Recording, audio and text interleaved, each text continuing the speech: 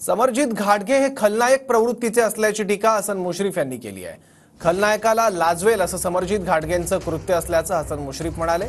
समरजित घाटगेंनी दोनदा फडणवीसांच्या पाठीत खंजीर खुपसला असंही हसन मुश्रीफ म्हणाले। परतफेड न करता घाटगेंनी खंजीर खुपसला असं हसन मुश्रीफ यांनी म्हटलं। पक्षाने सांगितल्यानंतर समरजित घाटगेंनी थांबायला पाहिजे होतं असंही मुश्रीफ म्हणाले। जे आता विरोधक आहेत त्यांच्याकडून मेळावे घेतले जात आहेत, त्या मेळाव्यामध्ये एक वाक्य वापरलं जात आहे की ही जी लढाई असणार आहे ती निष्ठा विरुद्ध निष्ठेचा सौदागर अशी ही लढाई असेल।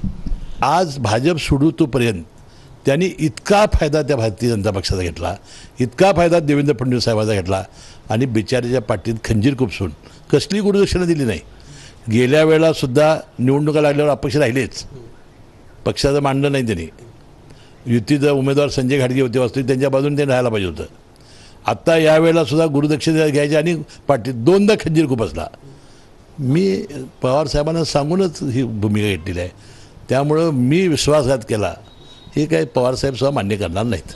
पण मी माझ्या वरिष्ठांना सांगूनच परिस्थिती सगळी सांगून बाहेर पडलो, मात्र आमचे जे म्हणजे तुम्ही जे आहात ते थेट अजितदादांच्या सोबत शपथविधीसाठीच गेला। त्याच्या आधी किती भेटत त्यांना काय माहिती आहे, ते सांगून आले म्हणजे काय। कधीतरी एकदा परीक्षा तरी द्यायला पाहिजे होती। पक्षानं सांगितल्यानंतर कधीतरी थांबायला पाहिजे होतं किंवा पक्ष सांगेल त्याप्रमाणे, तरी केलं नाही। मला सांगा, त्याला कसलीही त्यांनी परतफेड न करता त्यांनी काय पाठीत खंजीर खुपसला, तसं नाही मी केलं। आम्ही अनेकदा भेटलो साहेबांना जाऊन, मंत्रिमंडळ आम्ही गेल्यानंतर सुद्धा साहेबांना जाऊन भेटलो आम्ही, तुम्ही सगळ्या मीडियात दाखवलं ना ते।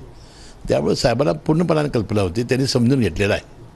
म्हणजे समरजित घाटगे एका बाजूला देवेंद्र फडणवीस यांना आपले राजकीय गुरु म्हणतात आणि तुम्ही म्हणताय त्याप्रमाणे मग त्यांनी खंजीर खुपसला। मग कसं तुम्ही ह्या प्रवृत्तीकडे बघता, कारण ह्या प्रवृत्तीबद्दल देखील तुम्ही वक्तव्य केलं। ते खलनायक प्रवृत्तीचे आहेत, त्यांची अनेक उदाहरणं मी सांगितली तर तुमच्या लक्षात येईल।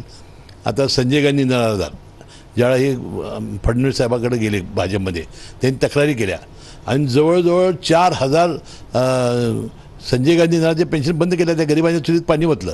म्हणजे माणूस काय मनोवृत्ती जाईल तुम्हाला सांगतो मी। समाजाला कळलं पाहिजे ना, तुम्ही आज निवडणुकीत राहतायत, तुम्ही तुमची बाजू स्वच्छ केली पाहिजे। ते काय त्या विषयावर बोलत नाहीत आणि मीडियाबाजी दुसरीच करतायत, हे चुकीचं आहे। त्यांचं स्वरूप, खरं स्वरूप वेगळं आहे। खलनायकाला लाजवील असं त्यांचं कृत्य आहे। सुनील काटकरसह भूषण पाटील, TV9 मराठी, कोल्हापूर।